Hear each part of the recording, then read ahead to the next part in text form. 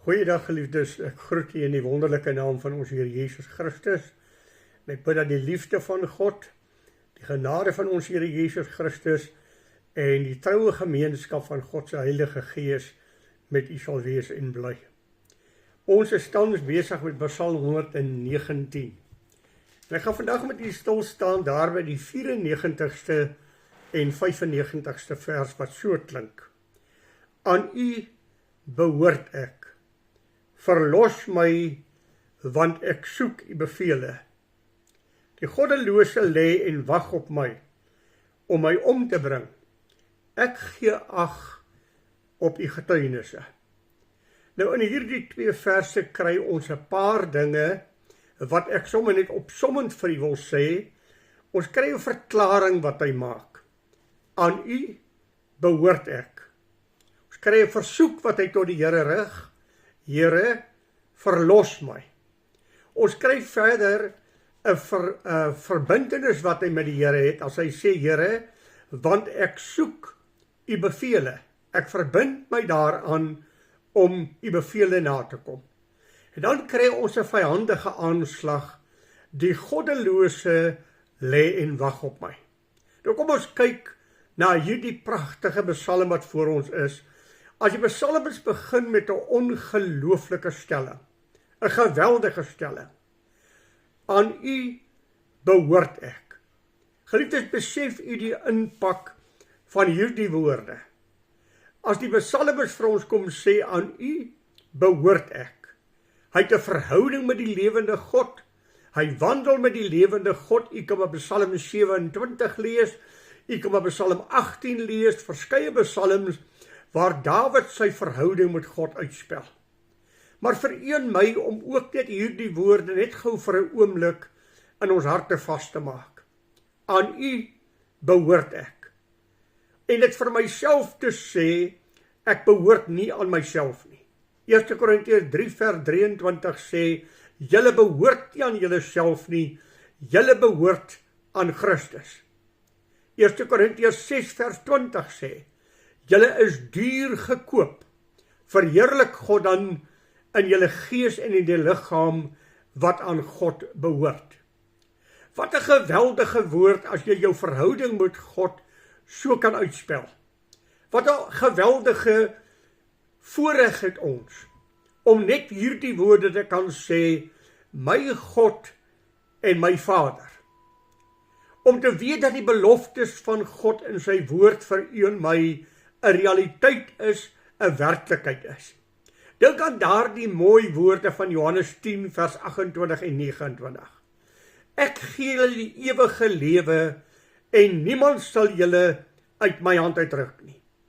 Julle is in die hand van my Vader en daar is niemand sterker as my Vader nie. Niemand kan julle uit die hand van my Vader verlos nie. Ag, miskien moet ek u gou neem daar na Romeine die 8ste hoofstuk toe. Geliefdes, let net op wat sê, hoor net saam met my. Wat sal ons dan van hierdie dinge sê? As God vir ons is, wie kan teen ons wees? Hy wat self sy eie seun nie gespaar het nie, maar om vir ons almal oorgegee het, hoe sal hy nie saam met hom ons ook alles genadiglik skenk nie? Wie sal beskuldiging inbring teen die uitverkorenes van God? God is dit wat regverdig maak. Wie is dit wat veroordeel?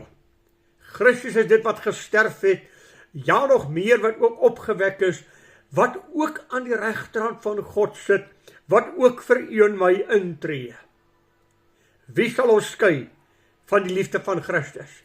Verdrukking, of benoudheid, of vervolging, of honger, of naaktheid, of gevaar, of swaard? Soos geskrywe is, om u ontwil word ons die hele dag gedood, ons is gereken as slagskape, maar in al hierdie dinge is ons meer as oorwinnaars, deur Christus wat ons krag gee. En dan, want ek is verseker, dat geen dood of lewe, engele of owerhede, of magte, of toekomende, of toekomstige dinge, of hoogte of diepte, of enige ander skepsel, ons ooit sal kan skei van die liefde van God, wat daar in Christus Jezus onze Here is nie. Wat 'n geweldige uitspraak. Wat 'n geweldige sekuriteit gee God aan ons, as hy vir ons hierdie beloftes kom gee, en die Bybel ook vir ons kom sê, elke belofte in die Bybel is ja en amen vir ons, let op, in Christus. Hy wat 'n verhouding met Christus het. Hy wat saam met Dawid kan sê, aan u behoort ek. Ek geliefdes, dit is tragies as 'n mens vir jouself die vraag sou vra. Hoe word 'n mens 'n kind van God en hoe kom jy in 'n verhouding met God? Veral as 'n mens dink aan die woorde van die Here Jesus as hy met die kerkleiers van sy tyd praat. Die Fariseërs, nou geset aan die wet gelewe. As hy met hulle praat en sê in Johannes 8 vers 44, julle het die duiwel as vader en die begeertes van julle vader doen julle. Geliefde, dan moet ek en u 'n uitspraak maak om te sê, almal wat in die kerk is nie deel van die volk van God nie. Hulle is wel kerklidmate. Hulle behoort wel aan 'n denominasie, maar hulle het nie 'n verhouding met die lewende God nie. Jesus Christus in Johannes 17 vers 3 sê, dit is die ewige lewe dat hulle u ken, die enige waaragtige God en Jesus Christus wat u gestuur het. Toe Jesus op 'n stadium gevra is, Here, is die wat hemel toe gaan baie? Het hy geantwoord, nee. Breed is die pad en wyd is die weg wat na die verderf lei, en daar is baie daarop. Smal is die pad, nou is die weg wat na die lewe lei, en daar is min daarop.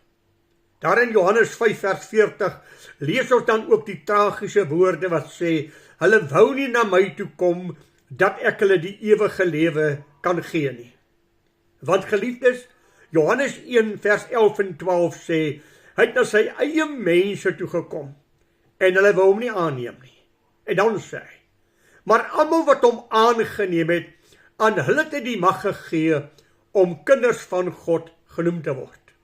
Daar moet 'n dag in jou lewe wees, daar moet 'n oomblik in jou lewe aangebreek het, dat jy Jesus Christus as jou eie persoonlike saligmaker ontmoet het, en jy ook in jou hart met oortuiging kan sê, aan u behoort ek. Ek is u kind, ek het die sekerheid in my hart, ek weet dat u my verlosser is. Die rede daarvoor is Johannes 14 vers 6. As Jesus sê, ek is die weg, en die waarheid, en die lewe. Niemand sal na die Vader toe gaan, as hy nie deur my gaan nie. 1 Johannes 5 vers 11 en 12. God het ons die ewige lewe gegee, en die lewe is in sy Seun. Hy wat die Seun het die lewe. Wie die Seun van God nie het nie die lewe nie. Ek hoop u hoor duidelik, daar is twee groepe mense. Hulle wat het, en hulle wat nie het nie. Almal wat in die kerk is, het ek reeds vir u gesê, geliefde, jou lidmaatskap van die kerk, jou doop, al die rites van die kerk wat jy deurgegaan het, red jou nie. Die verlosser se naam is Jesus Christus. Daarom sê Petrus in Handelinge 4 vers 12, daar is geen ander naam in die hemel bekend, wat God aan ons as mens gegee het, waardeur 'n mens gered kan word, as deur die naam van Jesus Christus nie. Jy moet tog gerus Filippense 3 lees. Die geskiedenis van Paulus, as hy kom en sê, ek is 'n Hebreër uit die Hebreërs. Ek is 'n Fariseer uit die Fariseërs. Wat die wet aanbetref is ek onberispelik. Wat die geregtigheid van die wet aanbetref, kon niemand 'n vinger op my lewe lê nie. En dan kom hy en ontmoet Jezus op die Damaskuspad. En nadat hy Jezus op die Damaskuspad ontmoet het, sê hy, alles wat ek gedink het wat vir my waarde was, is drek, is weggooi goed. Want ek het nou die lewe ontvang in Jesus Christus. Onthou jy vir Nikodemus, die moderator van sy kerk, die hoogste sport in sy kerk bereik, wat na die Here toe kom met 'n vraag, Here, wat moet 'n mens doen om die ewige lewe te beerwe? Waarop Jesus vir hom sê, Nikodemus, jy is die leraar van die leraars, weet jy hierdie dinge nie? Voorwaar ek sê vir jou, as iemand nie wedergebore word nie, 'n tweede keer gebore word nie, sal hy die koninkryk van God nie ingaan nie. Waarop Nikodemus sê, Here, maar dit is onmoontlik. Ek kan nie teruggaan in die skoot van my moeder en weer 'n ou babietjie word nie. Nee, sê Jesus. Daar is 'n geboorte uit water, deur die skoot van jou moeder, toe jy gebore is. Maar jy het ook 'n geboorte nodig uit die Gees van God, wanneer die Gees van God in jou kom woon, en die Gees van God, Jesus Christus, in jou lewe kom verheerlik. Jy het nodig om Jesus Christus aan te neem, dan kom woon die Heilige Gees van God in jou. As jy nie Jesus aangeneem het nie, kan jy 'n fenominale kerkmens wees. Jy kan alles in die kerk doen, jy kan 'n vooraanstaande persoon in die kerk wees, soos wat Paulus was, maar jy sonder lewe, jy sonder Christus. Reeds daar in Galasiërs 3, kom Paulus en argumenteer hy oor hierdie saak, dat hulle sê, ons is die nageslag van Abraham, ons is kinders van Abraham. En dan sê hy vir hulle hierdie woorde, in die 29ste vers van Galasiërs 3, hy wat aan Christus behoort, is die nageslag van Abraham, en volgens die belofte erfgename van God. Hulle wat in die geloof hulle self aan Christus gegee het, wat Christus Jesus as saligmaker aangeneem het. Geliefdes, ons glo nie aan Jesus Christus nie. Almal glo aan hom, want ons hou Kersfees en ons hou verskillende dinge waarin ons aan herinner word aan die Here Jesus. Ons gaan kerk toe, ons glo aan die drie-eenheid, ons glo aan die Bybel, ons glo aan Jesus, maar die verlossing is nêrens in die Bybel dat jy aan Jesus Christus moet glo nie, maar dat jy in hom moet glo. Wat beteken dit? Dit beteken dat ek na hom sal sien en hom sal kyk as die enigste saligmaker. Die enigste een wat my hemel toe kan vat. My kerk kan my nie red nie. My doop kan my nie red nie. My mooi lewe kan my nie red nie. Ek het reeds vir u gewys na Paulus en Nikodemus. Maar net 2 voorbeelde. Daarom moet ek as 'n sondaar eers voor God kom staan en besef ek is 'n sondaar. Kom ons sê dit net vir mekaar, dat ons dit net weer hoor. Deur die sonde van die een mens Adam, het ons almal sondaars geword, en het die dood tot ons almal deurgedring, omdat ons almal gesondig het. Ons het almal gesondig en dit ontbreek ons aan die heerlikheid van God. Geweldige standaard. Almal van ons word in sonde ontvang en gebore. Daarom het Jesus Christus na hierdie wêreld toe gekom. Reeds daar aan die begin, toe daar aan Maria verskyn is, het die engel vir haar gesê, julle moet hom Jesus noem, Immanuel, God met ons, want dit is hy wat sy volk van hulle sonde sal kom verlos. Ook Paulus in 1 Timoteus 1 vers 15. Dis 'n betroubare woord en werd om ten volle aangeneem te word, dat Christus Jesus in die wêreld ingekom het, om sondaars te kom verred, sondaars te kom verlos. Paulus moes hom ontmoet op die Damaskuspad.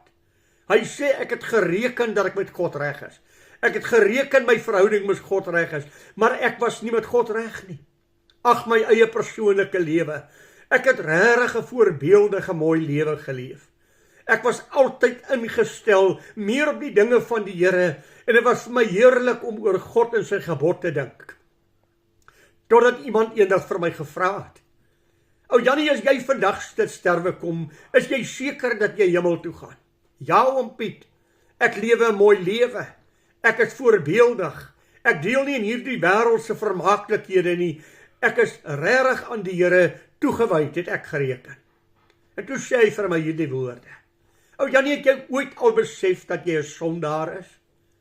Van geboorte af. Ons het almal gesondig, en dit ontbreek ons die heerlikheid van God. En vir die eerste keer in my lewe besef ek het 'n mooi lewe, maar ek het geen sekerheid in my hart, dat ek Jesus Christus ken as saligmaker nie.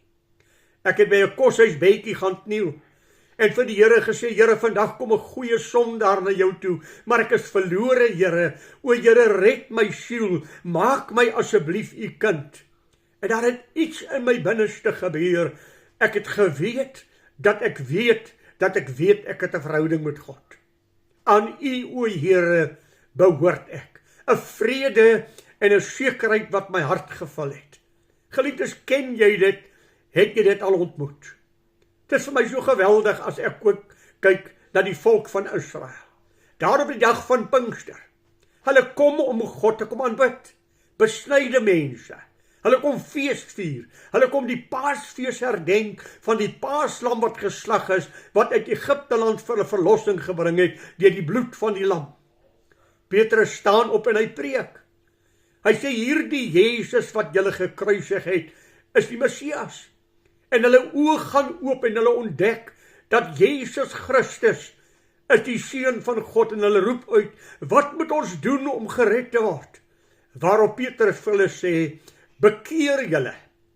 Laat elkeen van julle gedoop word in die naam van die Vader, die Seun en die Heilige Gees, en julle sal die gawe van die Heilige Gees ontvang. En 3000 van daardie besnyde kerkmense kom tot bekering, en 3000 van hulle word op daardie dag gedoop. In hulle verhouding met God, as hulle deur die doop hulle verhouding met God verklaar en bely, ek het saam met hom gesterwe, ek staan saam met hom op in 'n nuwe lewe. Jesus Christus is die enigste verlosser. En vanuit hierdie verhouding kom die psalmis dan, as hy sê, aan U behoort ek, kom hy met 'n versoek. Maak my vry, want ek soek U bevele. Ek soek U bevele. Verlos my, o Here. Wanneer hy die woord verlos my gebruik, dan is dit natuurlik sy versoek tot die Here. Here, my vervolgers, hulle wat soek na my lewe. Al hierdie mense wat my verhouding met U wil kelder. Ag Here, verlos my van slegte mense. Verlos my van mense wat my lewe soek. Dis 'n versoek wat hy tot God rig. Ek behoort aan U. Daarom, Here, verlos my. Geef vir my vryheid van hierdie aanslag op my lewe. En U weet, ek hoef dit nie vir U te sê nie, die kelkele aanslag. Dink maar aan Saul, dink aan Absalom, dink aan sy volk wat sy lewe soek. Verlos my, Here, maak my vry van mense wat heeldag my lewe in gevaar stel. En ek het reeds vir U gesê, hierdie woord verlos my is ook vir my 'n geweldige woord. Elke mens op aarde moet by 'n plek kom dat hy hierdie woorde vir God uitspreek. Here, verlos my. Ek het reeds vir U gesê van my eie persoonlike lewe, waar ek met hierdie voorbeeldige lewe van my voor God gaan staan te sê, Here, verlos my, maak my asseblief U kind, maak my vry van 'n sondige, afvallige lewe en 'n lewe wat God nie godvrugtig is nie. Maak my U kind, dat ek U sal dien. Daarom hierdie woordjie verlos my is 'n geweldige groot woord. Ek sê weer vir U, geliefdes, niks kan jou verlossing gee nie. En as jy vandag jou verlossing baseer op jou doop, op jou kerklidmaatskap, op jou mooi lewe, op wat ook al, dan is jy op 'n dwaalspoor so wat Paulus was en so wat ek was. Daar is niemand anderster wat verlosser is as Jesus Christus nie. En jy moet hom in jou lewe leer ken.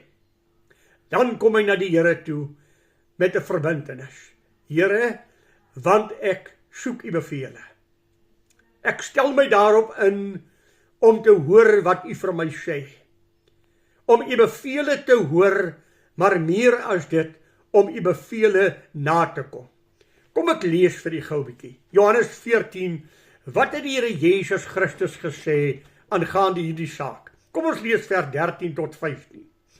En wat julle ook al in my naam vra, dit sal ek doen, sodat die Vader in die Seun verheerlik kan word. As julle iets in my naam vra, sal ek dit doen. Wat 'n wonderlike belofte. Dan vers 21. Wie my gebooie het en die bewaar, dit is hy wat my lief het. En wie my lief het, hom sal my Vader lief hê. En ek sal hom lief hê en my aan hom openbaar. Jesus antwoord vers 23 en sê vir hulle, as iemand my lief het, sal hy my woord bewaar. En my Vader sal hom lief hê. En ons sal na hom toe kom en by hom kom woning maak. Vers 24, as iemand my lief het. Ag geliefdes, kom ons lees die 15de hoofstuk, net so eers 2 verse ook daar. 15de hoofstuk vers 7, waar hy dieselfde sê. As julle in my bly en my woorde in julle, sal julle vra net wat julle wil hê en julle sal dit verkry. Vers 10, as julle my gebooie bewaar, sal julle in my liefde bly, net soos ek die gebooie van my Vader bewaar en in sy liefde bly. Vers 11, dit het ek vir julle gesê, dat julle blydskap volkome kan wees. Dat julle in my bly en julle blydskap in my volkome kan wees. Vers 14, as julle is my vriende, as julle alles doen wat ek julle beveel. Sy verbintenis, Here, ek hou by u bevele. Ek stel my